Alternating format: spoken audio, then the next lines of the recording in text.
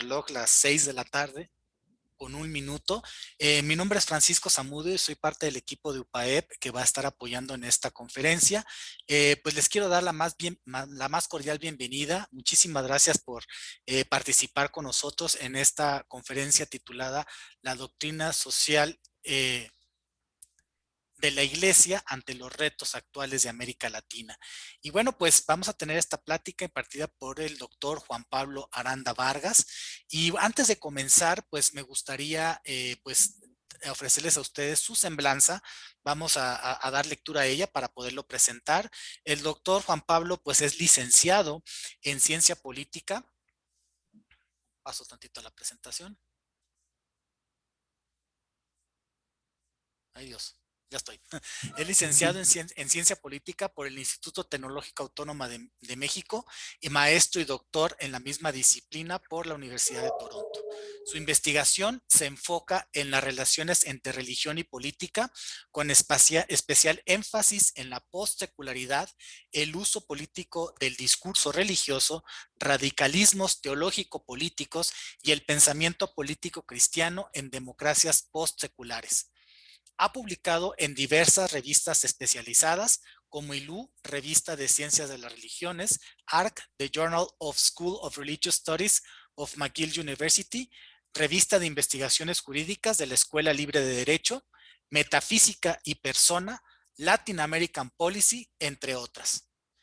En el ámbito profesional, ocupó los cargos como de subdirector de evaluación y asesor del Coordinador Nacional de Comunicación Social en el otrora Instituto Federal Electoral. Y actualmente se desempeña como director de formación humanista en la Universidad Popular Autónoma del Estado de Puebla y es también el coordinador académico de la maestría en liderazgo social cristiano en la UPAEP. Doctor Juan Pablo, buenas tardes, bienvenido. ¿Qué tal, mi querido Paco? Muchas gracias a todos. Muy buenas tardes. Muchísimas gracias por la participación. Y bueno, pues ahora sí que recordarle al auditorio y pedirles de favor que durante la conferencia del doctor Juan Pablo, durante su intervención, podamos tener nuestros micrófonos en silencio para que podamos escucharlos todos bastante bien. Y durante la sesión, por ahí si ustedes tienen alguna inquietud, un comentario, alguna pregunta que quisieran hacer, les pedimos de favor que nos la puedan dejar en el chat. Un servidor va a estar por ahí recolectando algunas de las preguntas y con mucho gusto pues daremos lectura en un espacio posterior a la conferencia para poder de alguna manera pues darle respuesta a esas inquietudes o a esos comentarios. Y bueno, voy a dejar de presentar doctor para que pueda usted proyectar su conferencia y pues le cedemos la palabra. Muchísimas gracias a todos por su atención y bienvenidos. Adelante, por favor, doctor. Perfecto, muchas gracias. Creo que ya deben estar viendo mi pantalla, ¿no? Bueno, pues muchísimas gracias a todos, de verdad, por la asistencia, ¿no? De repente estos temas que son increíblemente interesantes, ¿no? De repente en el trajín de la vida y también especialmente, ¿no? Cuando estamos en un momento de pandemia, ¿no? Crisis económica y demás, pues bueno, luego es difícil, ¿no? Detenerse a pensar en estos temas. La charla la he estructurado, ¿no? en términos, digamos, de tres premisas, tres tesis que me gustaría presentar de antemano, ¿no? Un poco para que nos sirva de guía de qué es lo que estamos planteando, ¿no? Ay, perdón, ya me... Sí, ok. Entonces, en primer lugar, ¿no?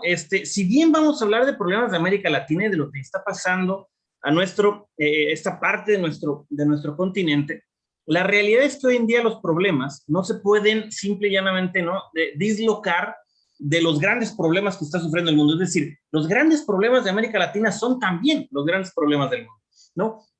Y en ese sentido creo que vale la pena pensar, por ejemplo, ¿no? En los medios salió el día de ayer y fue una nota difundida en muchas partes del mundo, el tamaño, digamos, de incendios que está viviendo Grecia, ¿no? Por el cambio climático, ¿no? Y de la misma manera estamos viendo problemas de la radicalización, ¿no? El recrudecimiento de la pobreza en varias partes del mundo, precisamente por los estragos de la pandemia, etcétera, etcétera. Es decir, en un mundo tan globalizado, tan unido por redes sociales, económicamente, todo ese tipo, digamos, de cosas, No podemos simplemente sustraernos de la realidad del mundo y decir, no, nosotros no somos parte de eso. Al contrario, los grandes problemas de hoy en día son planetarios. Y la primera cosa que a mí me gustaría decir es eso, ¿no?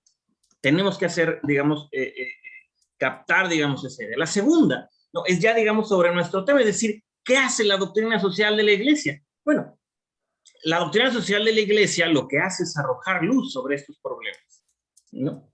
Es decir, la doctrina social es la herramienta, el brazo, digamos, social del pensamiento de la Iglesia. Por un lado tenemos el dogma, ¿no? Que todo cristiano, todo católico, etcétera, tiene la obligación de creer. Pero el dogma lo creemos por fe. Es decir, nadie puede explicarse, ¿no? Que Dios es trino. Esa es una cosa que es imposible explicar. Pero la doctrina social de la Iglesia no es un dogma, no es un conjunto de dogmas, sino es una serie de reflexiones a lo largo de los siglos, ¿no? En que la Iglesia ha ido, digamos, como haciendo, ¿no? Un bagaje de reflexiones sobre qué tipo, digamos, de consideraciones sobre el trabajo, sobre la economía, la familia, la sociedad, el matrimonio, ¿no? Las relaciones internacionales, etcétera, deberíamos de tomar en cuenta precisamente para mejorar este orden. Este orden que no es definitivo, este orden que es temporal, pero que a final de cuentas es dentro de este orden en el que se juega, ¿no? Toda la historia de la salvación, a final de cuentas. Entonces, es importante hacer esa primera distinción. No estamos hablando de la dogmática cristiana aquí, estamos hablando de doctrina social, de la reflexión de la Iglesia, de cómo los principios, ¿no? Toda la enseñanza de Jesucristo, los evangelios, del magisterio, bajan a las realidades sociales. ¿Por qué? Y aquí también es importante, digamos, explicar este punto, ¿no? Que ha sido, digamos, motivo de discusión en muchos lados, ¿no? Es precisamente porque el rostro de Jesús se ve en el sufriente, es decir, el rostro del sufriente se vuelve el rostro de Jesús, porque Jesús decidió precisamente, ¿no? Volverse sufriente con, ¿no? El pobre. Y por eso, digamos, la doctrina social encuentra en los sufrimientos, en la pobreza, en la marginación, la opresión, la esclavitud, todos los problemas que ustedes quieran pensar en el orden de lo social. Ahí, digamos, la idea no es resolverlos de una manera definitiva, sino simplemente lanzar esa luz de la doctrina para reintroducir las cosas dentro de la dimensión mesiánica.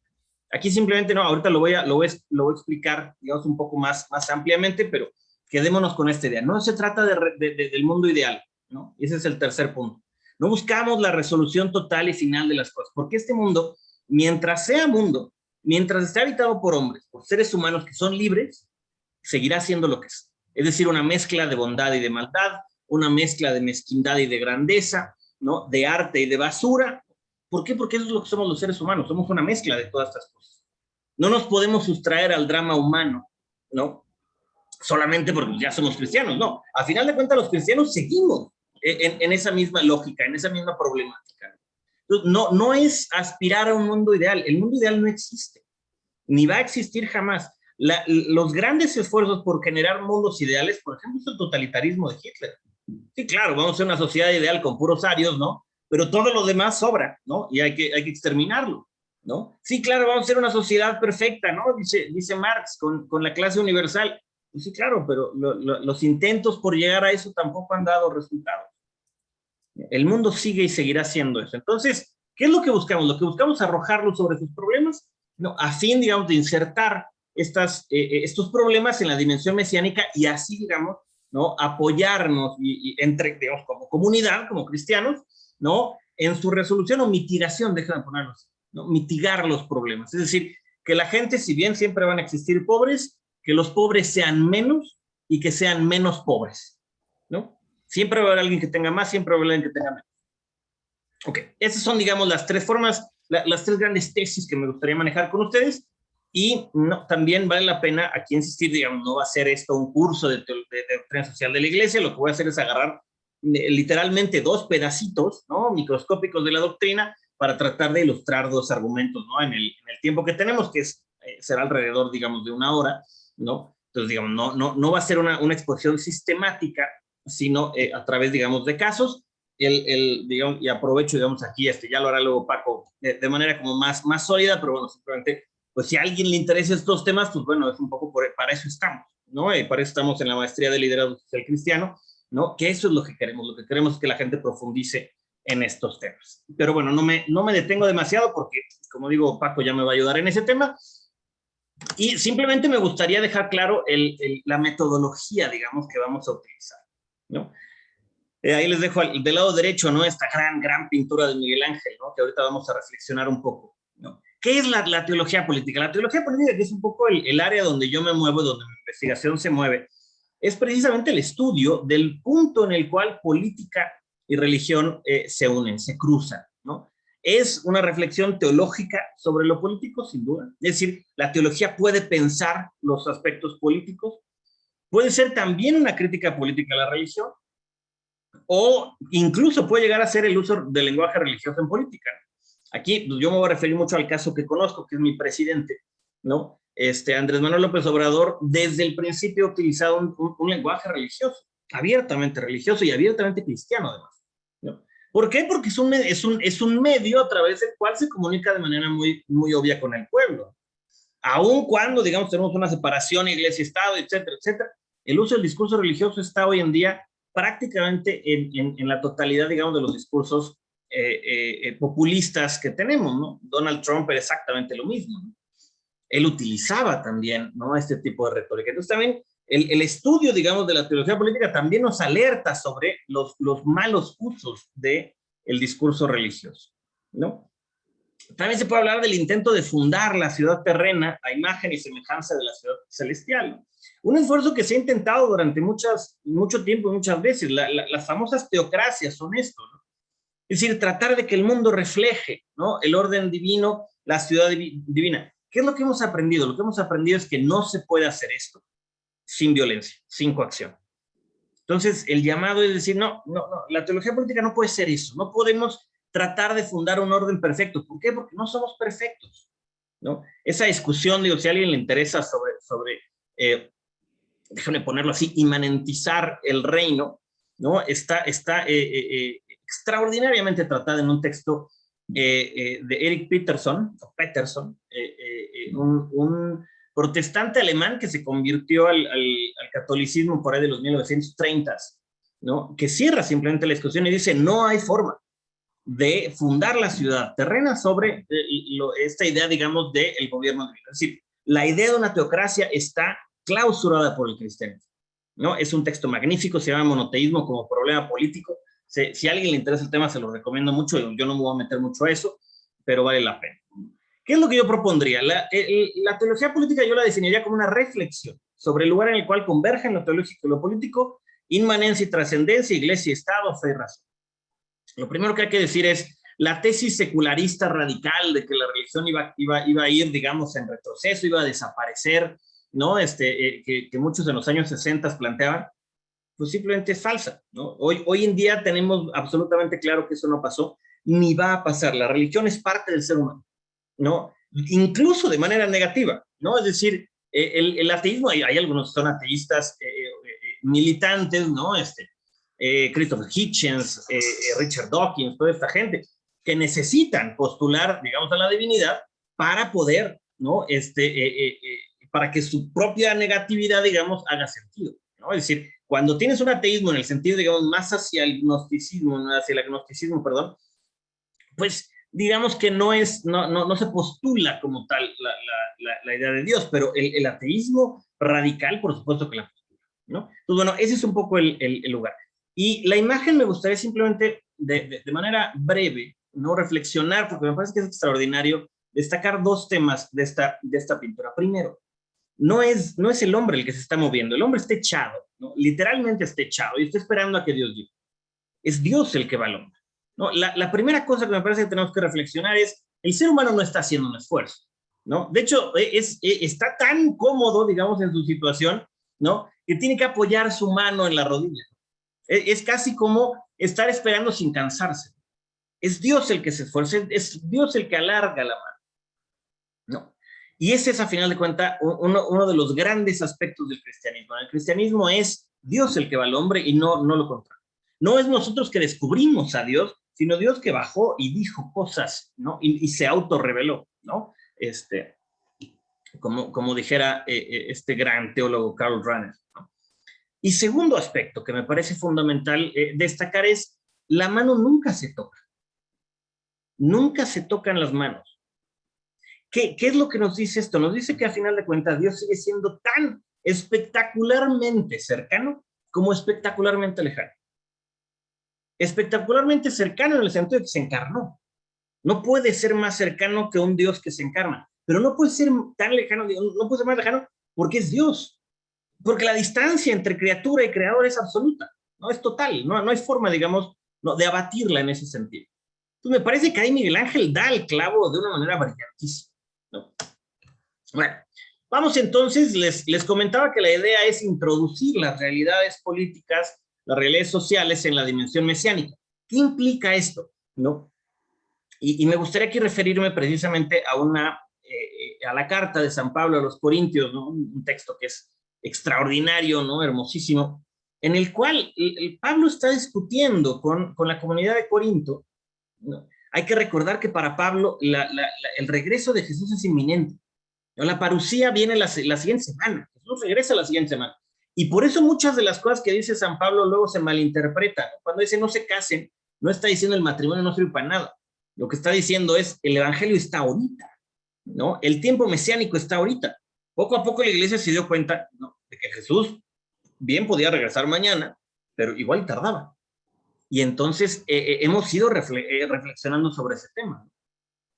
Entonces, ¿qué es lo que está tratando de hacer aquí San Pablo? San Pablo está llamando a la comunidad de Corinto a decir, tu realidad va a seguir siendo tu realidad, pero bajo el mensaje de Cristo va a ser completamente, ¿no?, refundado. Lo que dice es, en cualquier caso, cada uno debe vivir conforme a la condición que el Señor le asignó y a la cual Dios lo ha llamado. Esta es la norma que establezco en todas las iglesias. Fue llamado alguno estando ya circuncidado, que no disimule su condición. Fue llamado alguno, que no se circuncide. Para nada cuenta estar o no estar circuncidado, lo que importa es cumplir los mandamientos de Dios. Que cada uno permanezca en la condición en que estaba cuando Dios lo llamó. Es decir, no está llamando a una revolución social, ¿no? Hay veces, por ejemplo, en que, particularmente, por ejemplo, aquí, el marxismo lo que hace es desesperarse del cristianismo. Y dice, no, necesitamos una revolución auténtica, es cambiar todas las estructuras. Lo que hace el cristianismo no es cambiar las estructuras, lo que hace es disolverlas. Disolverlas en el sentido, digamos, de la sabiduría de Dios, que se burla de la sabiduría humana.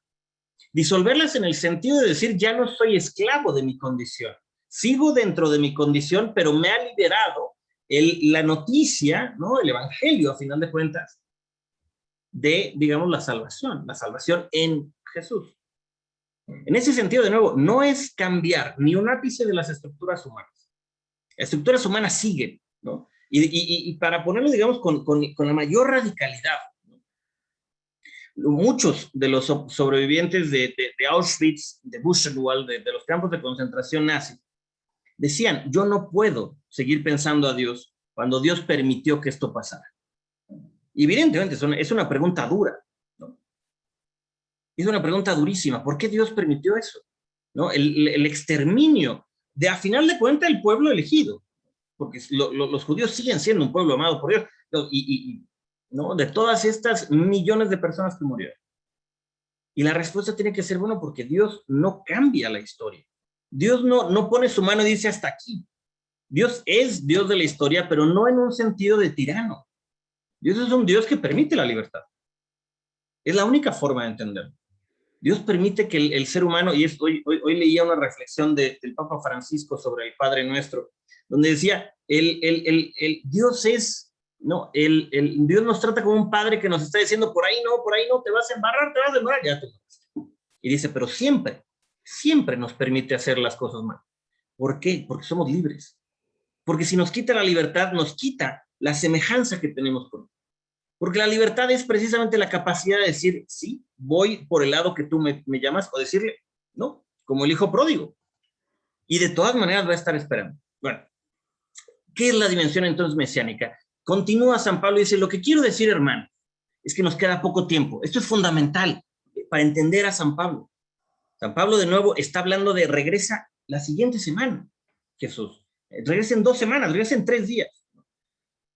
De aquí en adelante, los que tienen esposa deben vivir como si no la tuvieran. Los que lloran como si no lloraran. Los que se alegran como si no se alegraran. Los que compran algo como si no lo poseyeran. Los que disfrutan de las cosas de este mundo como si no disfrutaran de ellas. Porque este mundo en su forma actual está por desaparecer. Esta es la lógica del cristianismo. Vive como si no. Vive como si el poder no fuera poder. Vive como si tus posesiones no fueran tuyas. Vive como si... Es decir, la lógica del mundo, el cristianismo simplemente se burla. Porque dice, la lógica de Dios es mucho más grande. No cambia la lógica del mundo. Es decir, no es simplemente que los cristianos digamos, no, nosotros ya no vivimos del sufrimiento, el dolor, la pereza, bla, bla, bla. No, lo único que dice es, si fuiste esclavo, y lo dice así San Pablo, mantente en tu condición de esclavo, pero has sido liberado por Dios. Ya no pesa sobre ti la cadena, a final de cuentas. Pues, y digamos, esa es una lógica, a final de cuentas, trascendental, es una lógica de fe. Okay. Bueno, entonces, déjenme tratar, digamos, de mover radicalmente la discusión, ¿no? Hacia el hoy, ¿no? Tratar ya traté, digamos, de poner el método, ¿no? Y ahora déjenme ir hacia nuestra discusión. ¿Qué es lo que tenemos? Tenemos un mundo en crisis. Me voy a ir relativamente rápido, ¿no? No quiero ahondar demasiado, porque son temas que todos conocemos, porque todos estamos leyendo todo el tiempo en el periódico, ¿no? En redes sociales y demás, ¿no? Pero creo que vale la pena simplemente recapitular dónde estamos. Estamos en un mundo que está, ¿no? Estallando por muchas crisis. Estamos hablando de cambio climático, destrucción planetaria. Empezaba yo hablando de estos incendios en Grecia, pero lo mismo fueron los incendios en Estados Unidos, que estaban incontrolables. Lo mismo fueron los incendios en Australia. Lo mismo es el debilitamiento de las capas de hielo, digamos, la extinción de los osos polares, que para muchos es una tragedia. Mis pobres hijos están verdaderamente tristes, ¿no? Pensando en que los osos polares van a desaparecer, ¿no? Lo que estamos viendo es que la imprudencia de los seres humanos está llevando a este tipo de problemas, ¿no? Sabemos perfectamente que nos estamos acabando el planeta. No, la gente que dice, oye, es que no se está calentando. A ver, los datos están ahí. La comunidad científica coincide en que está ahí. No es una conspiración para que dejemos, no, es la realidad, nos estamos acabando el planeta, esa es la realidad tal cual. Y llega un punto en el cual tenemos que aceptar los hechos de la ciencia, ¿no? También tenemos del lado, digamos, ya más político, el agotamiento democrático. Nuestro continente, ¿no? Hablando de América Latina, digamos, el subcontinente, es uno de los lugares, digamos, de la cultura occidental es el lugar donde menos se respeta la democracia, donde menos queremos a la democracia. Y por eso el populismo, ¿no? Está arrasando, ¿no? Está arrasando, insisto, Trump en Estados Unidos, Boris en Inglaterra, y en nuestra propia tierra, pues tenemos a Bolsonaro en Brasil, tenemos a Andrés Manuel López Obrador en México, y una serie, digamos, de políticos que cada vez más, ¿no? Están utilizando una retórica populista. Luego me voy a detener en eso. 5 décadas llevamos de desigualdad. 5 décadas.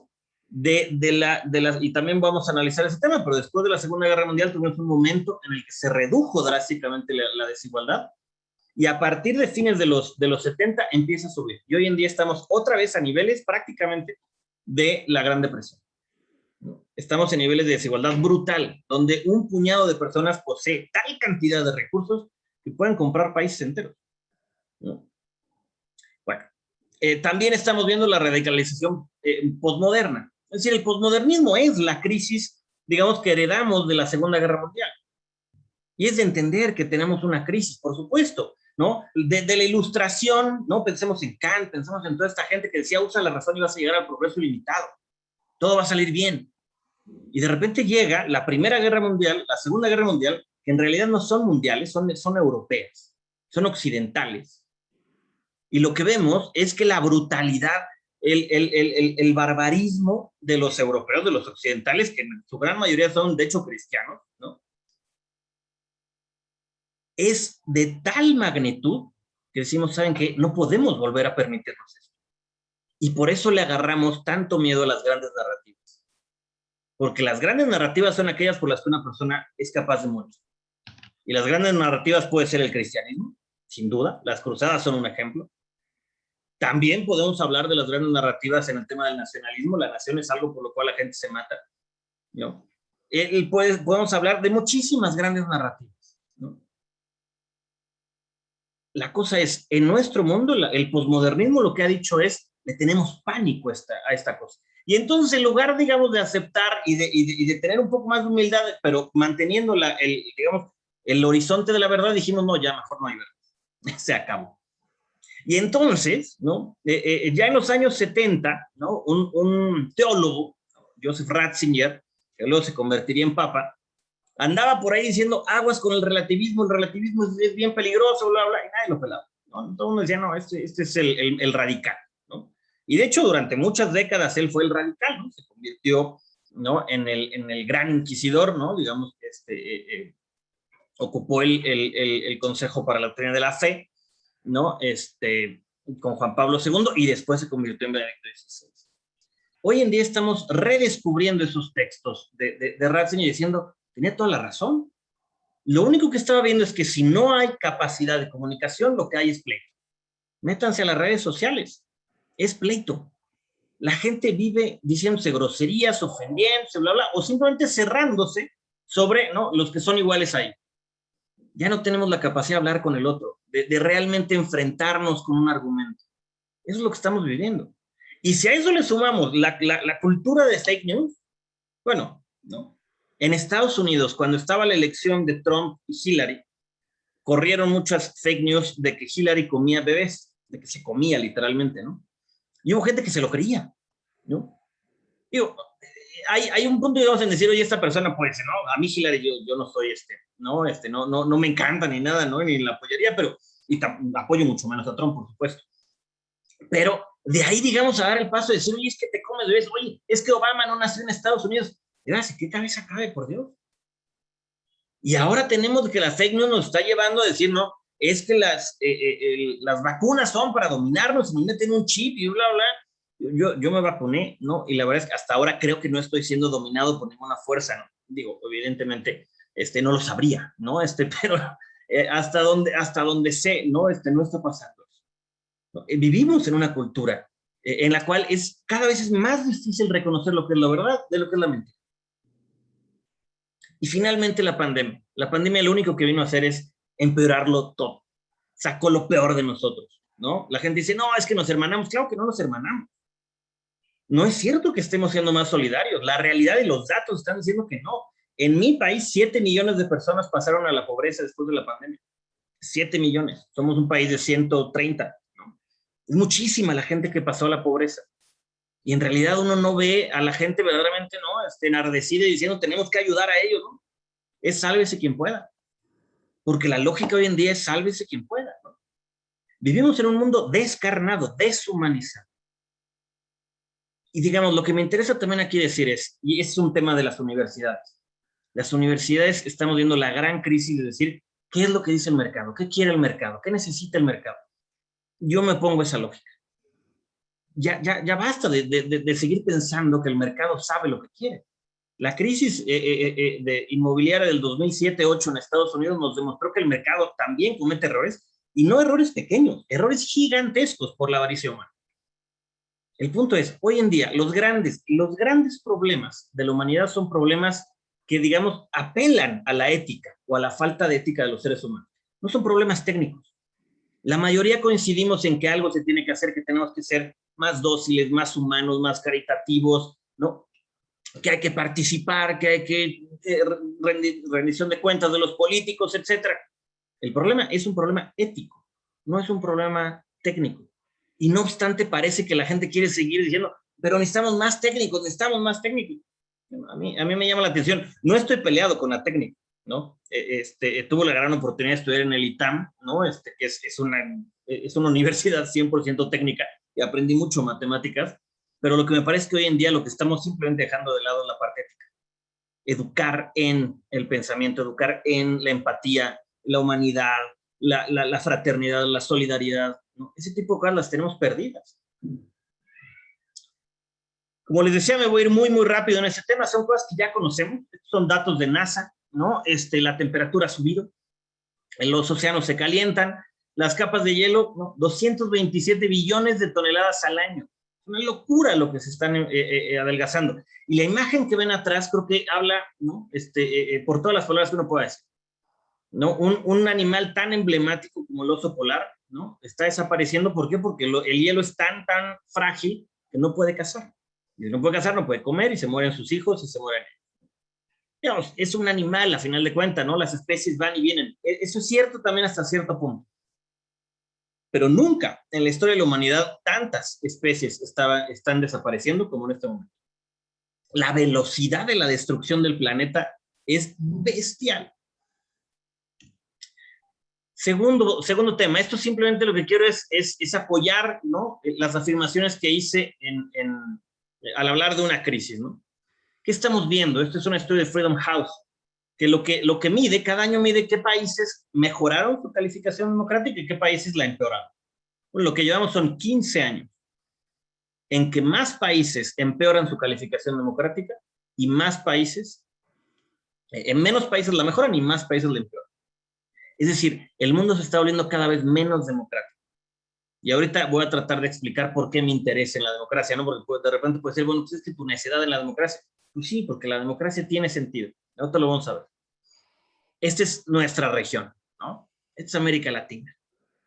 En América Latina el apoyo a la democracia es muy, muy bajo. Esto es solamente los porcentajes de aquellos que dicen la democracia es preferible, ¿no?, a cualquier forma de gobierno. Venezuela, lo cual debería de sorprendernos, ¿no? Que es el país más autoritario que tenemos hoy en día, ¿no? Es donde la gente dice, sí, la democracia, ¿no? Quizá es un anhelo de decir, nos urge democracia, porque ya vivieron el problema, ¿no?, del autoritarismo. Y por ahí tenemos a los países, digamos, tradicionalmente democráticos, Costa Rica, Uruguay, Argentina, Chile, ¿no? Mi país, pues bajísimo, ¿no? 38%, ni siquiera la mitad de las personas creen en la democracia, ¿no? Es un problema, es realmente un caos. Esto viene de un libro que cimbró el mundo en 2014, Capital en el siglo XXI, de Thomas Piketty, un francés que escribe un libro maravilloso, ¿no? Y eso es lo que les platicaba, ¿no? No sé si se alcanza a ver la flechita, pero bueno, si no, ¿no? ¿Qué es lo que tenemos? Tenemos que la desigualdad creció hacia la Gran Depresión, ¿no? A finales de los 1920, ¿no? Y de ahí hubo una serie de reformas que empezaron a generar presiones, digamos, para regular los mercados, ¿no? Y digo simplemente algunas cosas. Por ejemplo, antes, en este periodo, digamos, se prohibió que los bancos de inversión y los bancos comerciales se unieran. Los bancos de inversión son los bancos, digamos, que manejan el dinero de los ricos, que especulan con bonos y demás. Los bancos comerciales son para la gente normal como nosotros, ¿no? Que no tienen permiso de especular con nuestro dinero. Hoy en día, digo, no sé en toda América Latina, pero en gran parte de América Latina, la mayor parte de los bancos pueden ser tanto comerciales como de inversión. ¿Cuál es el problema? Que los bancos se están volviendo irresponsables. Y tan irresponsables que por eso de repente vienen crisis. La crisis del 2007-2008 es eso. Es una crisis de avaricia. Pero bueno, no me detengo demasiado en ello. ¿Qué es lo que pasa? En la Segunda Guerra Mundial, obviamente, se cae todo, porque pues, al final es una destrucción total, y entramos en niveles de igualdad que se van a sostener unos 30 años. ¿Cuáles son los regímenes que están primando en ese momento? La socialdemocracia. Y muy particularmente la socialdemocracia cristiana, que lo que busca es ingreso universal, salud universal, educación universal, es decir, poner un piso mínimo. Este es el tiempo de la gloria de la socialdemocracia, es el tiempo del New Deal, es el tiempo de todo esto, ¿no? Digamos, no estoy necesariamente diciendo hay que regresar a los años 40, no, pero hay que aprender de la experiencia. A partir de finales de los 70, podemos ver precisamente cómo esta gráfica lo que muestra, perdón, eso no se los planteé, pero es el porcentaje del ingreso que se lleva el 10% más rico en Estados Unidos. Bueno, hoy en día se lleva el 50%. El 10% se lleva 50%. Es demasiado. Si esta gráfica después lo metemos en riqueza, es decir, el ingreso es un flujo, la riqueza es stock, ¿no? Las cosas son todavía peores. ¿Por qué? Porque la gran mayoría de las personas no tienen ahorros. Este ingreso, pues, es el flujo, ¿no? Es la quincena que cada 15 días nos llega. Si hablamos de riqueza, la riqueza es brutal, la desigualdad. La gran riqueza la tienen 400 familias y se acabó. Estamos hablando de 70% de la riqueza, digamos, está en pocas manos. Ya estamos en una situación en la cual es alarmante. Tanto que los más nuevos billonarios en el mundo son cuates que recibieron su primer billón, su primer mil millones de dólares de sus papás. Ese es el problema que estamos viviendo. Ya no hay movilidad social, y si no hay movilidad social, la esperanza de tener una mejor vida se acaba. ¿No? Seguimos escuchando esta tontera, ¿no? Y lo digo, perdón, así, pero lo digo así. Esta tontera de, no, es que los pobres no trabajan. Bueno, eso solamente lo puede decir una persona que no entiende nada y que no ha salido de su casa. Es cierto que hay gente floja, pero hay gente floja entre los ricos y los pobres. Y hay pobres que se fletan durante, ¿no?, 18 horas al día y tienen 1, 2 o hasta 3 trabajos. El decir, el tratar de resolver con el simplismo burdo, ¿no?, del pobre no trabaja, es simplemente querer defender unos privilegios que simplemente ya no están justificados. Bueno, esto es América Latina. El coeficiente de Gini lo que mide es precisamente la desigualdad en una sociedad, ¿no?, donde si tenemos 1, el 1 de aquí nada más llega hasta 0.7, pero 1 quiere decir que una persona tiene todo y los demás no tienen nada, lo cual prácticamente es imposible, y 0 querría decir que todos tienen lo mismo, lo cual también sería, digamos, una sociedad socialista perfecta. ¿Qué es lo que vemos? En general, los países que tienen un buen coeficiente de Gini andan por ahí de 40, ¿no? 0.4. Es, digamos, el número entre 0.35 y 0.45 es el número de los países escandinavos, ¿no?, que tienen muy buena calidad de vida y son bastante igualitarios. Aquí, pues, simplemente Uruguay, ¿no? Y bueno, Venezuela, pero Venezuela tampoco podemos, no es, digamos, algo de celebrarse, ¿no?, la situación de los colegas venezolanos. México está bastante mal, y de ahí, pues, hay muchos que están todavía peor, ¿no? Colombia, Honduras, Brasil. Estos son datos ya viejitos, ¿no?, de 2012, pero, ¿no?, las cosas simplemente han ido para peor, ¿no? Esta gráfica a mí me encanta y la pongo, siempre se la pongo a mis alumnos, porque me parece que explica todo lo que queremos saber sobre el tema de la riqueza. Esta es el crecimiento promedio en 30 años, prácticamente entre el 90 y 2020, el crecimiento comparado de la riqueza de los billonarios, del grupo, digamos, más exquisito de la sociedad, más el privilegiado, los que tienen $1,000 millones en su cuenta, digamos, comparado con el crecimiento promedio, ¿no?, el hogar, digamos, promedio, ¿no? Mientras que la riqueza de los billonarios aumentó 1,130% en 30 años, 1,130%, la riqueza promedio del hogar, digamos, un hogar normal de la sociedad, ni siquiera de los pobres, de los normales, fue de 5.3. La teoría del derrame, que el Papa Francisco critica, no se está dando, ¿no? Simplemente no está llegando este tema. Bueno, entonces déjenme tratar de plantear un par de ejemplos, ¿no? Nos quedan alrededor de 20 minutos. Me gustaría plantear 2 ejemplos de cómo la doctrina social de la Iglesia nos puede ayudar a combatir estos problemas, ¿no? Es más o menos la segunda mitad de esta plática, ¿no? Contra el credo neoliberal, ¿no? El neoliberal, hay mucha gente que dice que no existe el neoliberalismo, ¿no? Por ahí anda una guatemalteca, Gloria Álvarez, ¿no? Que es bastante, una libertaria. La realidad es que el neoliberalismo simplemente es el control político, ¿no? El control de los aparatos de gobierno por las élites económicas. Cada vez más los grandes intereses económicos pesan más en los países. En Estados Unidos no puedes elegir a un presidente sin el dinero, sin el capital de los ricos, y cada vez más, ¿no?, el dinero pesa, ¿no?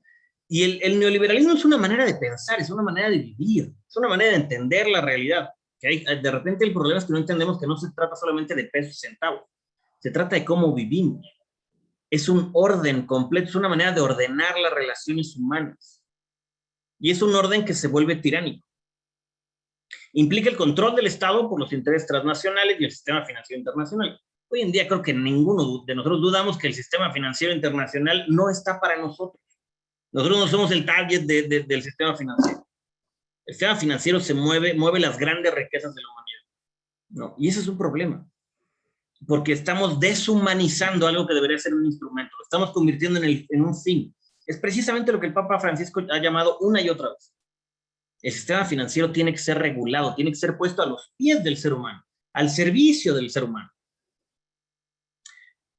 Y bueno, obviamente tenemos la hegemonía del principio económico, ¿no? Y el tema aquí es, todo lo medimos en términos de lana, ¿no? El ejemplo más claro, ¿no?, que yo siempre pongo es, si estamos platicando de aquí a 20 años, ¿no?, y estamos platicando sobre alguien que, digamos, conocimos en el pasado, y yo les digo, no, pues tuvo muchísimo éxito, inmediatamente viene a la mente la idea de dinero. Le fue muy bien en el trabajo. Eso se volvió exitoso. Como si el éxito no fuera, digamos, al menos multifactorial, ¿no? Igual es una persona que no le fue tan bien en la chamba, pero que es muy feliz, ¿no? Tiene un buen matrimonio, ¿no? Está feliz, o está solo, pero feliz, ¿no? Y se fue a África a ayudar a los niños, lo que sea, no sé. El problema es que vivimos hoy en día bajo la marca de la utilidad. Y entonces la mujer es cosificada, ¿no? Y hoy en día me parece que es lamentable, pero por ejemplo en estas cosas como TikTok y estas nuevas redes sociales, las propias mujeres hoy en día se están cosificando, ¿no? Se están, pues, yo no diría vendiendo, ¿no? Porque por ahí igual alguien se enoja, pero en realidad la cosificación de la mujer se está volviendo voluntaria, por unos cuantos likes. Y digo, si son suficientes likes, te empiezan a pagar, ¿no? Y entonces las universidades también, de repente solamente nos interesa esa parte, ¿no? Estamos agarrados del tema económico, ¿no? Yo tengo la suerte de trabajar en una universidad que realmente le apuesta al tema humanista, ¿no? Si no, yo creo que no tendría chamba, ¿no? Pero en realidad, digamos que ahí vemos precisamente la tiranía. La tiranía es todo se mide en esos términos. Y si no lo puedes medir así, está mal, ¿no? Y entonces hablar de solidaridad y hablar de decir, oye, vas a agarrar el dinero y se lo vas a dar a los pobres. Oye, pero es que no es productivo. No importa. Hoy en día lo que tenemos que hacer es ayudar a esta gente. Punto final.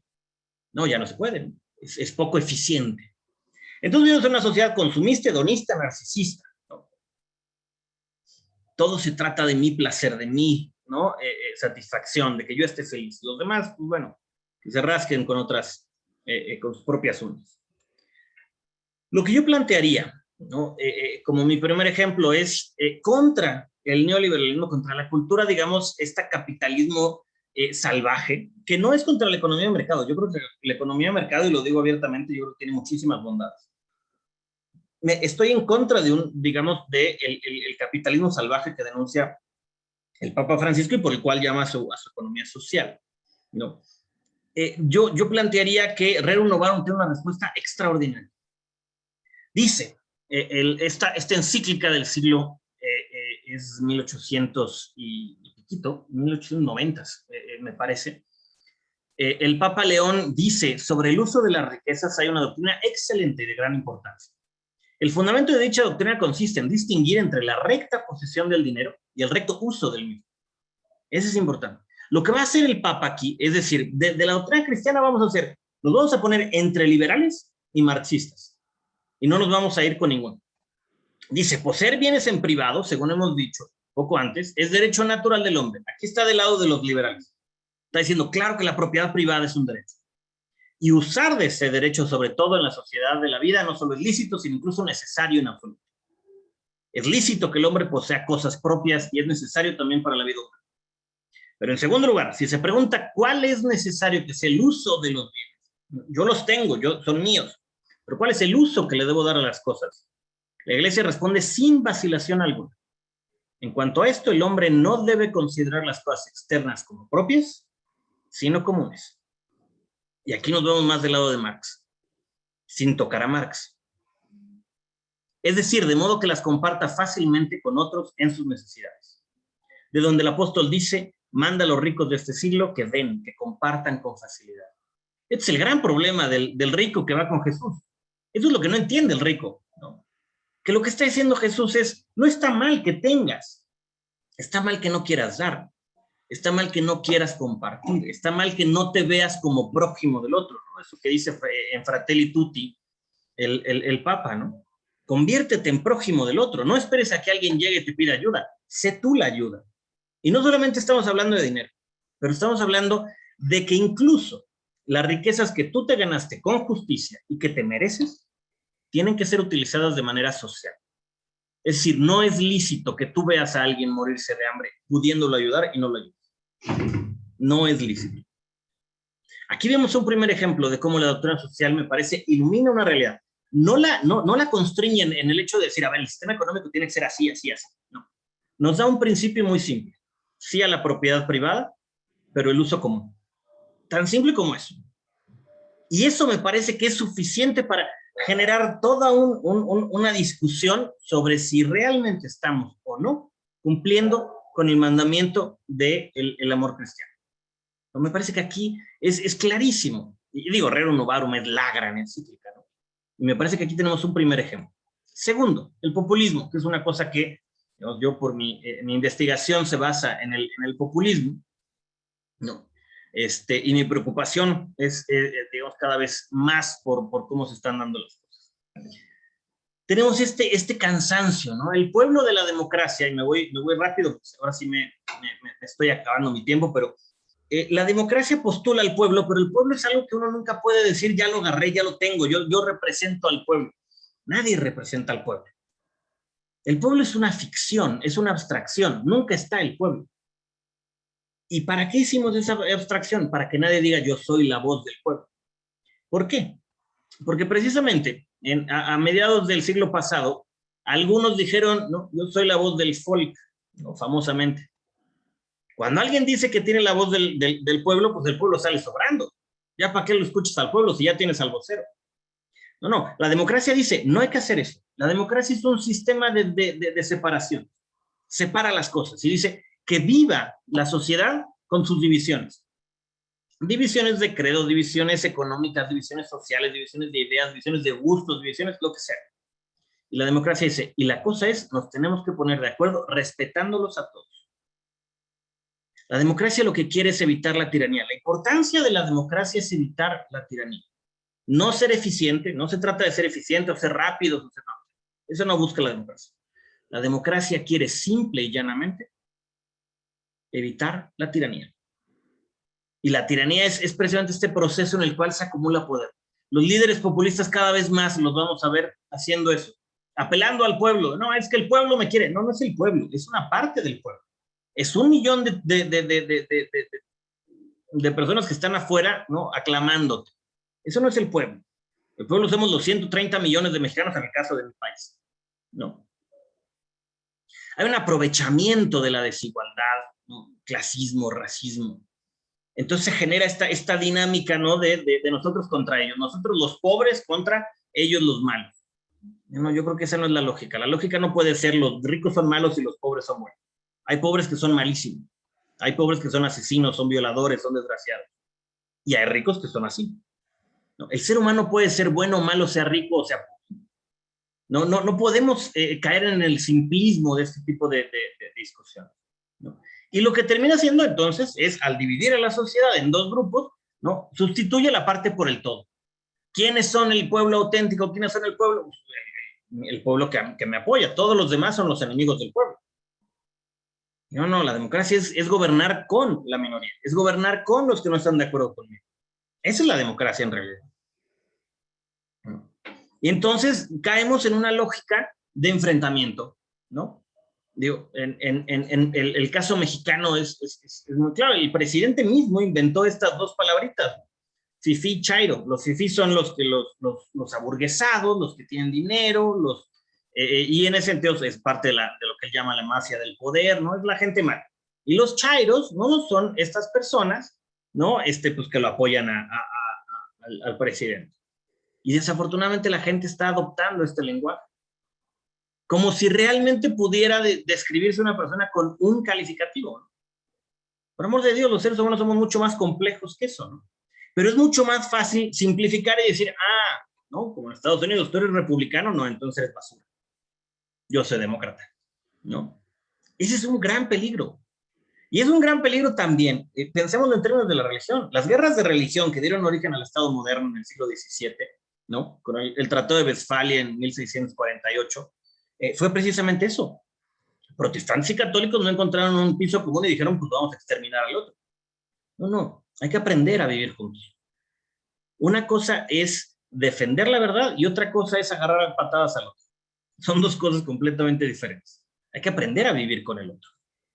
¿Qué es lo que dice en Fratelli Tutti el Papa Francisco? Y también, de nuevo, me parece que la sabiduría es extraordinaria.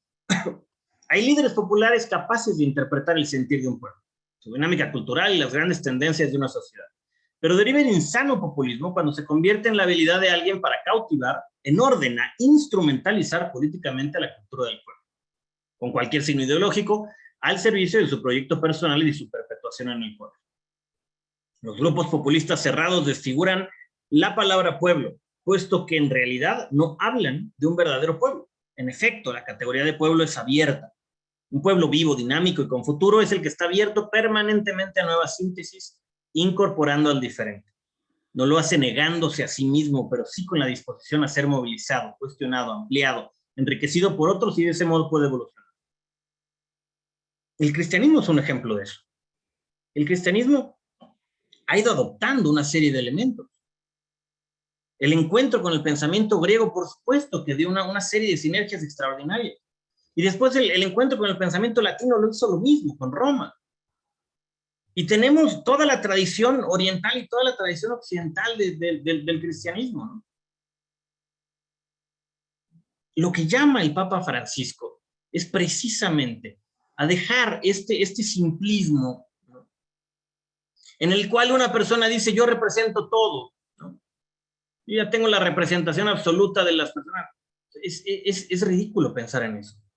No podemos imaginar que tenemos nosotros ya la representación, ¿no?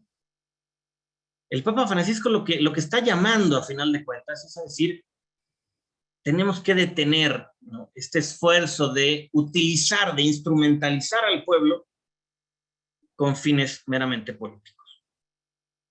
Déjenme ir cerrando. Me gustaría referirme aquí a Benedicto XVI, ¿no? Me he referido muchísimo a Francisco, digamos, con razón, digamos, quería empezar por ahí, y simplemente para reconocer que también, ¿no?, yo soy, mi formación teológica, digamos, es Ratzinger, ¿no? Mi admiración por Ratzinger es absoluta, ¿no? Y me parece que una de las cosas que tenemos que evitar, una de las cosas a las que sí me gustaría llamar, en términos, digamos, de catolicismo, es, tenemos urgentemente que pararle, digamos, los católicos a esta confrontación absurda entre papados, ¿no? Hoy en día es yo soy de Francisco, yo soy de Benedicto, ¿no?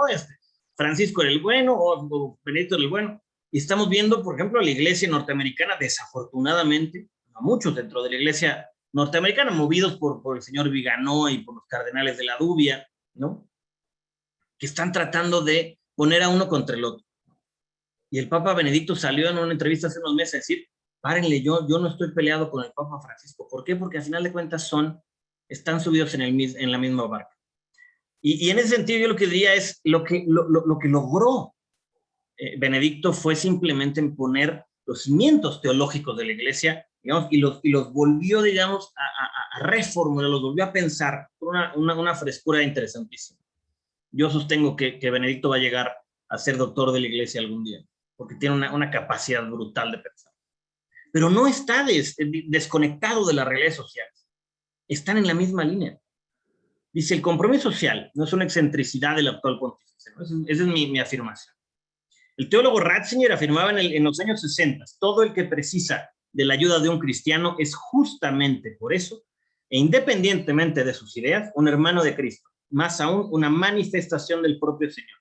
Una auténtica parucía de Cristo se realiza ahí donde alguien percibe una llamada a su amor. Esto lo dice en un libreto extraordinario que se llama La Fraternidad de los Cristianos. La misma idea la encontramos en la magnífica encíclica de Benedicto XVI, que si no la han leído, les recomiendo que le echen un ojo. Jesús se identifica con los pobres, los hombres, los hambrientos y sedientos, los forasteros, los desnudos, enfermos, encarcelados. Amor a Dios y amor al prójimo se funden entre sí. En el más humilde encontramos a Jesús mismo y en Jesús encontramos a Dios. Esta es la lógica. Es decir, no es que Francisco esté inventando el tema de la cultura del descarte, ¿no? Y que de repente se le haya ocurrido, no. La manera de pensar de la iglesia ya venía arrastrando estos temas. La iglesia ya estaba pensando en eso. ¿Por qué? Porque todo pensar de la iglesia es un pensar sobre la figura de Jesucristo, tal cual. En el momento cuando sacas a la figura de Jesucristo, se acabó el pensar cristiano. Terminaría yo, si me permiten, para pasar a un diálogo, si les parece, con algunos principios muy básicos, ¿no? Que yo dejaría, ¿no?, en términos de doctrina social de la iglesia. Hay que recuperar a la persona y su dignidad. Hoy en día hablamos de individuos, pero ya no de personas. Se nos ha olvidado que la persona, en primer lugar, es digna y en segundo lugar necesita el otro, ¿no? Es decir, no salimos al otro porque somos bien buena onda, somos súper buena gente, ¿no? Salimos al otro porque no nos queda de otra, porque encontrarnos implica encontrarnos en el otro. Porque el personalismo lo que plantea es eso, radicalmente. Me encuentro en el otro. El bien común, ¿no? El bien común es otro de los grandes temas, ¿no? Y lo dice también Francisco en Fratelli Tutti. Hoy, o nos salvamos todos, o no se salva nada. Esa me parece que es una de las grandes enseñanzas de hoy en día. Ese va a ser el testamento del Papa Francisco, que lo que ha dicho es, por amor de Dios, primero abracen al otro.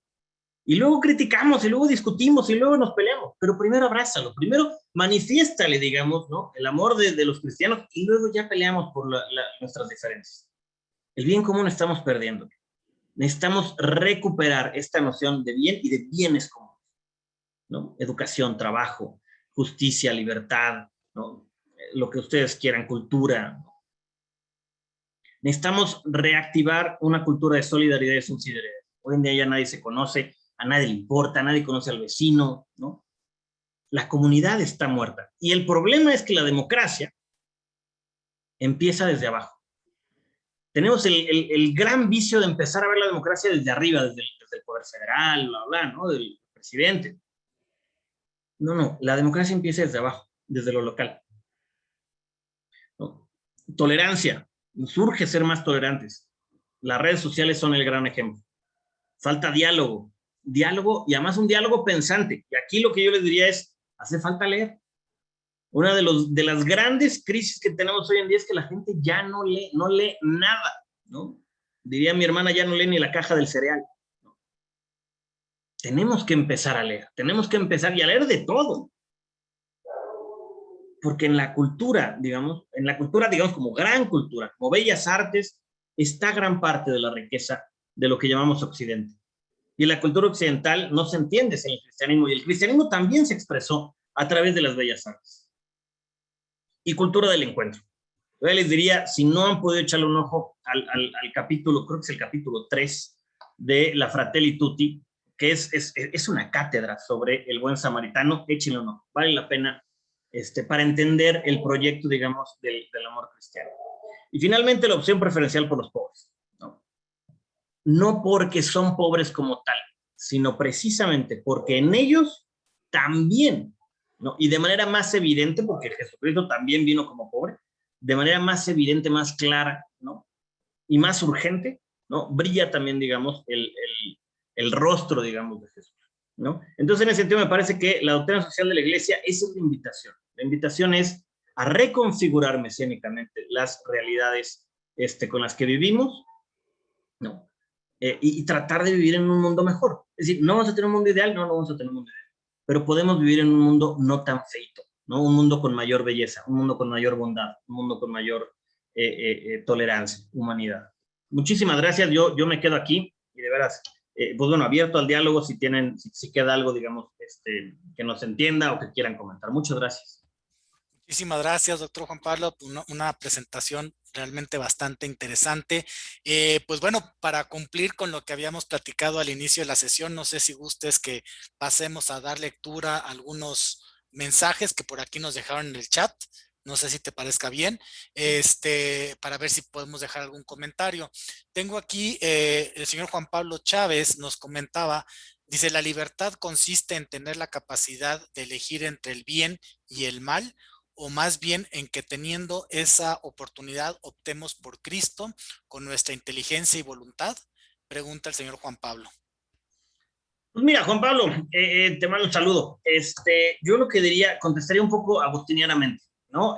Lo que dice Agustín en La Ciudad de Dios, ¿no? Dice, bueno, ¿cuál es el problema del pecado? ¿No?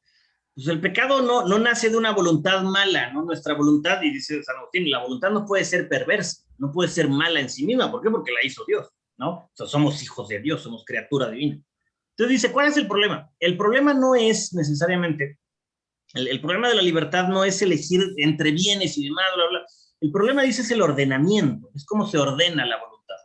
Es decir, sí, y es un poco un tema, digamos, de jerarquía, ¿no? Digamos, ¿el vino es malo? No, no es malo. Pero si yo hago que el vino sea, digamos, el fin de mi vida, pues se vuelve malo. El dinero no es malo, pero si yo convierto el dinero en el fin de mi vida, pues se vuelve malo. Es decir, el problema, dice San Agustín, no es necesariamente voltearnos hacia el mal como mal. Y en ese sentido es, hasta cierto punto, ahí está siendo profundamente socrático. Fue Sócrates el que dijo, nadie elige el mal conscientemente, ¿no?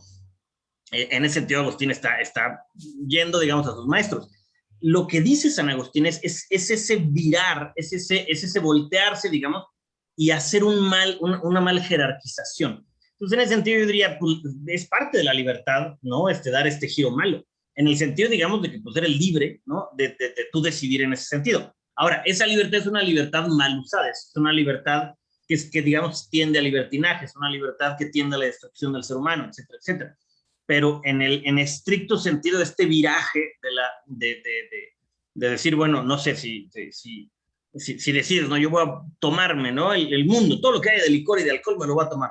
Bueno, esa es una manera, ¿no? Bastante perversa de vivir. Yo diría que es eso, ¿no? En un sentido, digamos, de qué eliges, porque lo que te diría Agustín es claro, cuando eliges a Jesús, todo lo demás, digamos, se alinea, ¿no? El gran problema es cuando no está alineado, pero en ese sentido es simplemente un tema de jerarquía. No sé si queda un poco claro, yo diría eso. Perfecto. No sé si podamos dar rapidísimo un par de lecturas de preguntas más que tenemos, Juan Pablo, y después pasar al tema de la maestría. Sí. Bueno, rapidísimo aquí, para respetar el tema del chat que nos hicieron favor de escribirnos, aquí tengo al señor Rafael Villalobos que comenta, el problema es que lo que vemos actualmente es por encima del sistema democrático. Hay grupos sumamente poderosos que al final son los que gobiernan a propia conveniencia. ¿Quiénes están por encima de los poderes de la República? Todos somos iguales ante la ley. Todo esto es el caldo de cultivo para los populismos, comenta el señor Rafael Villalobos. Sí, muchas gracias, Rafael. A ver, coincido contigo, ¿no? Vivimos en tiempos bien difíciles. Yo lo que diría es, primero, a ver, yo diría, el mundo siempre ha estado mal, ¿no? De repente decimos, no, es que nunca hemos estado tan mal, no, bueno, pues hay que voltear a ver a la historia de la humanidad y pues estamos fregados siempre, ¿no? Es decir, siempre hemos sido eso, ¿no? Siempre hemos sido envidia, siempre hemos sido pobreza, siempre hemos sido opresión. Yo creo que tienes razón, la democracia anda muy mal, pero digamos, es una parte, digamos, creo que sí, sin duda, es el hecho de que la democracia está cooptada por grupos de poder, en ese sentido creo que tienes toda la razón, grupos económicos, crimen organizado, ¿no? Todo eso, digamos, está hoy en día desafortunadamente mandando. Y por el otro lado, yo creo que el problema es, pues tenemos una ciudadanía que le vale gorro, ¿no? Que no participa, que no hace nada, ¿no? Que no tiene ganas. Y entonces yo lo que diría es, con todo y todo yo vería algunas señales de esperanza, ¿no? Una de las señales claras que veo yo de esperanza es, la gente salió a votar en México, ¿no? Y me refiero al caso mexicano, la gente salió a votar. Y salió a votar en números que no habíamos tenido hace mucho. Es decir, con todo y todo, ¿no? Me parece que hemos dado buenos pasos. Otros ejemplos, o sea, el presidente de la Suprema Corte ya dijo, yo no me reelijo. El Tribunal Electoral, ¿no? Sacó a un tipo que está acusado de... Sí estamos mal, sí estamos cooptados por grandes poderes. Yo lo que creo es que así ha sido la historia de la humanidad, desafortunadamente. Lo que necesitamos, yo creo, y yo creo que deberíamos de apostarle más, es Estado de Derecho, ¿no? Es decir, de repente dicen, no, es que necesitamos mejores ciudadanos. Sí, sí, necesitamos mejores ciudadanos, pero no necesariamente mejores líderes, en el sentido, digamos, de mejores políticos. Yo creo que sí, incluso si los políticos son malos, pero las leyes son buenas y se respetan, hasta el mal político tiene que portarse mejor, ¿no? Entonces, digamos, si podemos tener a gente virtuosa, pues está genial, ¿no? O sea, todo va. Pero si no, al menos tengamos buenas leyes y un sistema, digamos, que persiga bien. Entonces, coincido contigo, está complicado y yo creo que pues, es un poco la invitación, ¿no? A pensar esos temas. Perfecto, muy bien. Juan Pablo, no sé si andamos un poquito colgados de tiempo, si podamos pasar al mensaje de nuestro programa de maestría y si quieres retomamos las preguntas, ¿cómo ves? ¿Te parece bien? Sí, mira, nada más, creo que nos queda, nos queda uno, coincido nada más con el doctor sí. Macías, que claro, dice, ¿no? Es la capacidad de amar y ser amado, coincido, me parece que es una definición extraordinaria, más hermosa, ¿no? Ahí sí la coincido perfectamente, y creo que además de todo está en la misma línea de San Agustín, ¿no? Perfectamente. Y de lo que dice Toño, de los pecados estructurales, pues es un temota, ¿no? Me voy a ir muy lento porque si no me van a regañar de pasarme, pero yo podría hablar de esas cosas todo el tiempo, ¿no? Y digo, me suena teología de la liberación, ¿no? Pues que es un tema en sí mismo y podríamos hablar muchísimo. Yo creo que los grandes pecados estructurales que denuncia la teología de la liberación, sin meterme demasiado si están bien o están mal, yo creo que en el fondo tienen razón en el sentido, digamos, de la opción preferencial por los pobres. Creo que también el Papa Francisco, cuando canoniza a Óscar Romero, da un espaldarazo, ¿no? Que no podemos negar, pero también creo que la crítica que se le ha hecho a la teología de la liberación es sólida en muchos sentidos. ¿Qué diría de los pecados estructurales? Pues son ciertos en el sentido de que es posible, ¿no? Digamos, el hecho de generar un mundo en el cual sistemáticamente los ricos se van a volver más ricos y los pobres más pobres, pues sí es un pecado, ¿no? Es decir, si tú sistemáticamente haces que los pobres estén más fregados y cambias las leyes para que sigan fregados y que tú sigas lucrando, me parece que sí es un pecado. ¿Le queremos llamar estructural o no? Pues da igual. Entonces, ¿qué tanto creemos en Marx o no? Yo creo que Marx tiene razón en muchos sentidos. Si vives en un mundo como el que tenemos hoy, lleno de monopolios, pues sí estamos en un problema, ¿no? Es decir, la economía de mercado hoy no funciona con mercados, ¿no? Compite contra Amazon. Vamos a ver quién compite contra Amazon, ¿no? Amazon está cerca de ser un monopolio, ¿no? Y está cerca de ser prácticamente incontrolable. Eso me parece que es el problema. Y de los pecados, te digo, de estos, yo diría, es estructural en el sentido, digamos, de que no necesariamente tú estás quitándole el dinero, sino que tú estás generando, digamos, una estructura que lastima, ¿no? Y, y bueno, creo que ahí me quedo. Muchísimas gracias por sus comentarios, ¿no? Pero si no, Paco me va a regañar. No, de ninguna manera.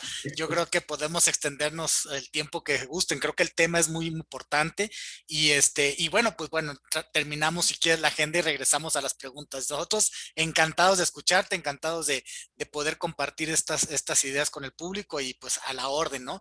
Pero bueno, si quieres pasamos rápidamente a la mención y si gustan regresamos.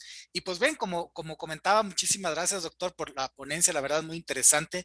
Y bueno, pues invitar justamente a todo nuestro auditorio el día de hoy, pues a este programa, ¿no? A esta maestría en liderazgo social cristiano, que básicamente pues es un programa que ofrece pues un alto nivel para formar líderes transformadores que se promuevan justamente, se conviertan en promotores del bien común. Es un programa básicamente que está realizado entre el Consejo Episcopal Latinoamericano, el CELAM, la Organización de Universidades Católicas de América Latina y UPAEP, que es la Universidad Popular Autónoma del Estado de Puebla. Y bueno, básicamente tenemos dentro del, va dirigido prácticamente, pues entiendo, a todas las personas que puedan ser desde líderes sociales, empresariales, políticos, profesionales, universitarios, todos que de alguna manera que tengamos o que se tenga esa inquietud de ser protagonistas del cambio, que tengan esta aspiración de poder tener una incidencia justamente en poder buscar pues alternativas o soluciones pues a todos estos retos que nos estaba comentando el doctor Juan Pablo de pues la pobreza, el agotamiento de la democracia, el cambio climático, la agenda es larga, ¿no?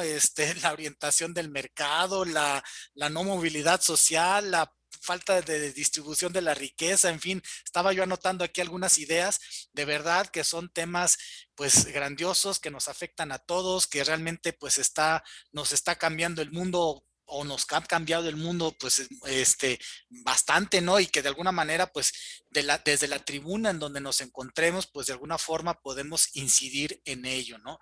Entonces el programa justamente va en ese sentido. No sé si me pudieran poner el plan de estudios y pedirle al doctor que nos pudiera comentar un poquito acerca del tipo de cursos y más o menos cuál sería la secuencia de este programa, doctor. Sí, muchas gracias, Paco, ¿no? Por esa introducción y de veras, la invitación que hace Paco, bueno, yo con más ganas, ¿no? De veras, tómenselo como una gran invitación. Es un programa que nos ha dado muy buenos resultados. Tenemos de veras una plana de profesores extraordinaria, todos formados en el extranjero, todos con experiencia dando clase en otras universidades del extranjero. Entonces, la verdad es que, y además, bueno, todos con una solidez, tanto dentro, digamos, de la academia como de su propia vivencia, ¿no? De la fe.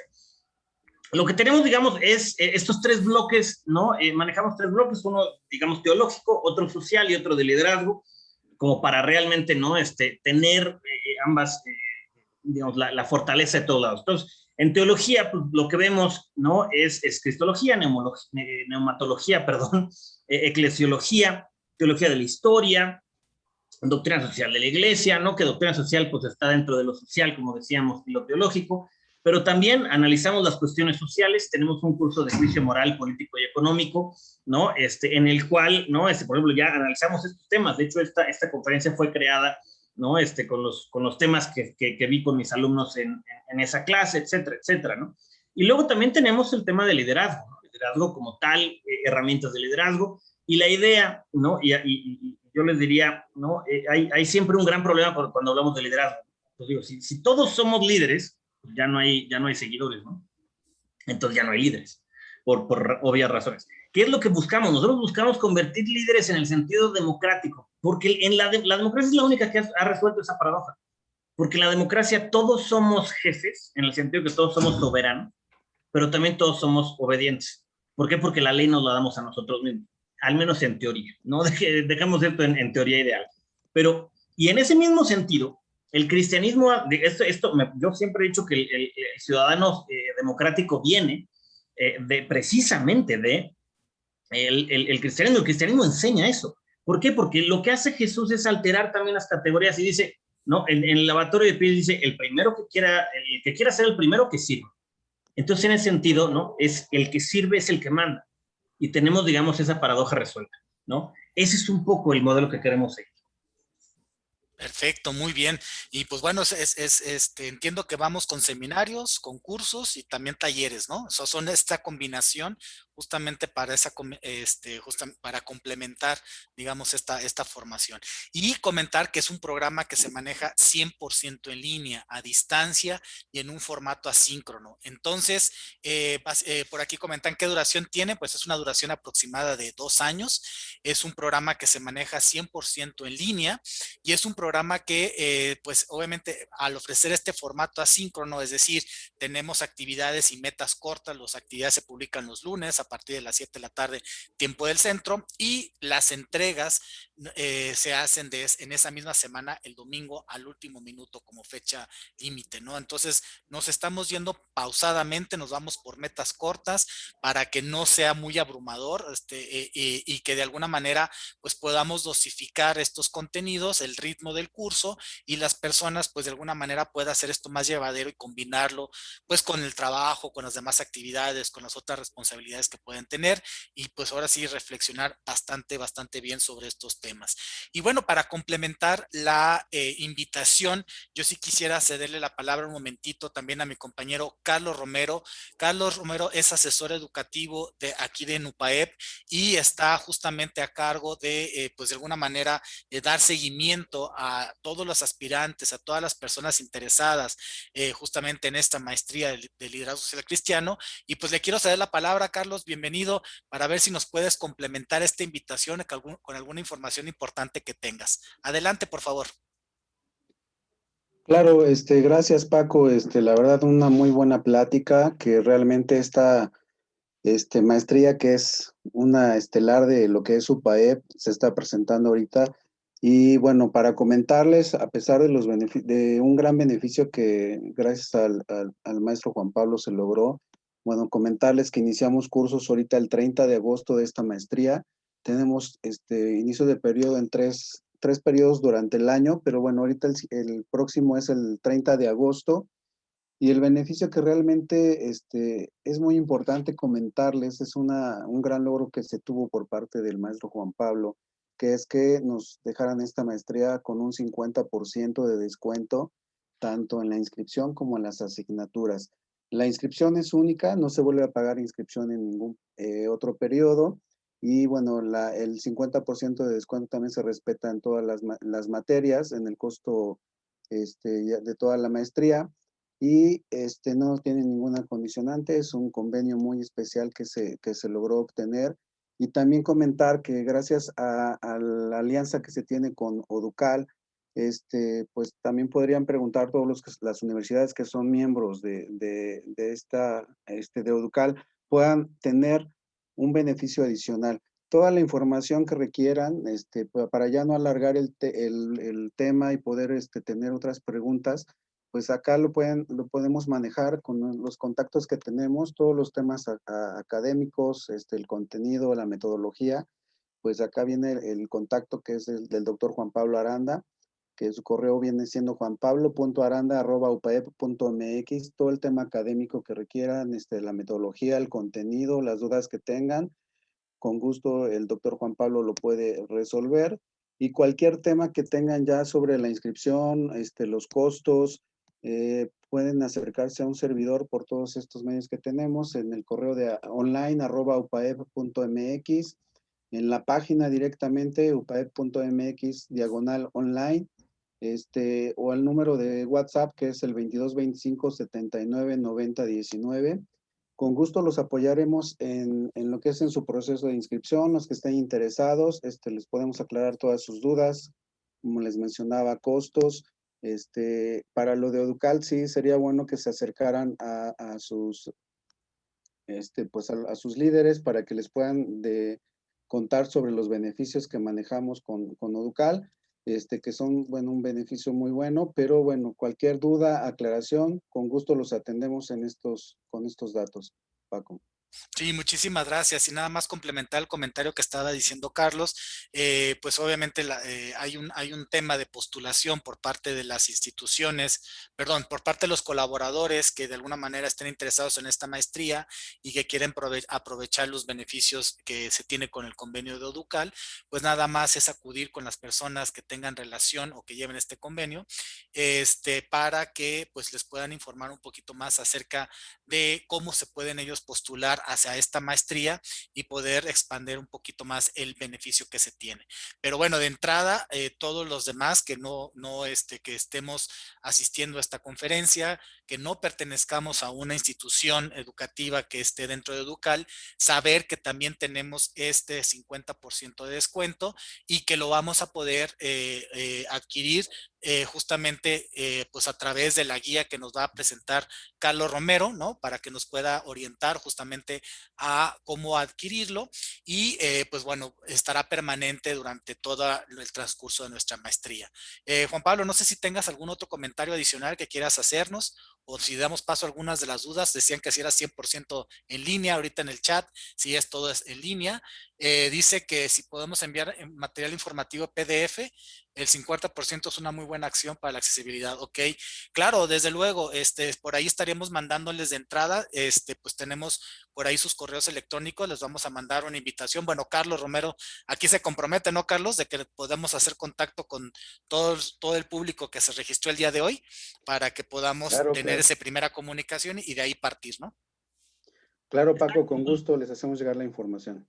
Yo nada más, yo lo único que añadiría, ¿no? A ver, si tienen interés, mándenos un correo, ¿no? Digamos que el caminito ya nos lo sabemos, entonces nosotros les ayudamos, ¿no? Si están en una universidad católica, muy probablemente pertenece a UDUCAL, ¿no? La UDUCAL realmente maneja una grandísima cantidad de universidades en América Latina, ¿no? Y si no, mándenos un correo y le buscamos, no se preocupen, y lo quiero dejar muy claro, sí es un esfuerzo del UPAEP en la cual el dinero, digamos, la ganancia es lo de menos. ¿No? Es una apuesta, digamos, formativa de la universidad. Hay otras donde realmente sí le apostamos, ¿no? No sé, medicina, derecho, pues ahí sí también se trata de hacer billetes porque tenemos que comer, ¿no? Esta no se trata de eso. Esta se trata de formar personas. ¿Por qué? Porque como Universidad Católica estamos comprometidos con eso. Entonces, si les interesa, échenos un telefonazo, un correo, lo que sea, y nosotros le buscamos, ¿no? Y digo, Paco no me dejará mentir, ya le hemos encontrado y le hemos cuadrado el círculo varias veces. Entonces, y digamos, tampoco se conflictúen, mándenos sus dudas, ¿no? Platicamos por sesión virtual y sin ningún problema, ¿no? Pueden perfectamente digamos, salir de dudas. Es más fácil luego en una conversación uno a uno, y la organizamos cuando ustedes quieran, ¿no? Estamos a la orden y de veras, si quieren, si tienen el interés, de veras no se lo pierdan porque ahora está Es un muy buen programa. Tenemos el apoyo también de CELAM, vale la pena ahí mencionarlo, ¿no? El apoyo del Consejo Episcopal, que ningún otro programa en liderazgo cristiano lo tiene, que yo sepa al menos, ¿no? En América Latina, según yo, no tiene ninguno. Muchísimas gracias, de veras, ¿no? Por aguantarme una hora, por las preguntas y demás, y no sé si hay alguna otra pregunta de alguien más. Se puede extender, sí, bueno, y bueno, pues aprovechar nada más, algunos no somos de México, entonces vamos a entrar y que estamos interesados, a lo mejor vamos a tener por ahí pues algunos requisitos especiales para podernos de admisión, entonces aparecería que pues estamos a día 12, esto empieza el día 30, pues tengo mucho tiempo, pues sí, en principio todavía tenemos suficiente tiempo para hacerlo, pero pues invitarlos a que si ustedes creen que este programa puede ser para ustedes y sobre todo si no soy de México, o sea, es posible que podamos requerirles algunos requisitos en particular de admisión. Entonces, contacten a Carlos lo más pronto que ustedes puedan. Carlos va a tirar el primer, o sea, va a ser la primera comunicación, ¿no? Ya quedó comprometido a eso, pero pues que le puedan dar eco, le puedan dar continuidad o comunicación, pues para que se puedan enterar y podamos lograr ese proceso de admisión en tiempo y que puedan ustedes iniciar bien su maestría. Pues muchísimas gracias a todos. No sé si tenemos algún comentario, creo que dice aquí, creo que tenemos el mismo comentario, que el 50%, que si podemos mandar información, que dice José Edgardo Vélez que él se va a comunicar, y pues muchísimas gracias, creo que sería todo, doctor, pues nos despedimos entonces, ahora sí que a nombre de UPAEP, ahora sí que el doctor Juan Pablo Aranda, coordinador de la maestría, y Carlos Romero y un servidor, pues les damos las gracias por haberse conectado el día de hoy, y pues quedamos a sus órdenes, ahora sí que para cualquier otra duda o inquietud, pues aquí estamos pendientes. Muy buenas tardes, tengan todos ustedes, muy buenas noches. Saludos, gracias por participar. Nos vemos, colegas, muchas gracias a todos, a sus órdenes.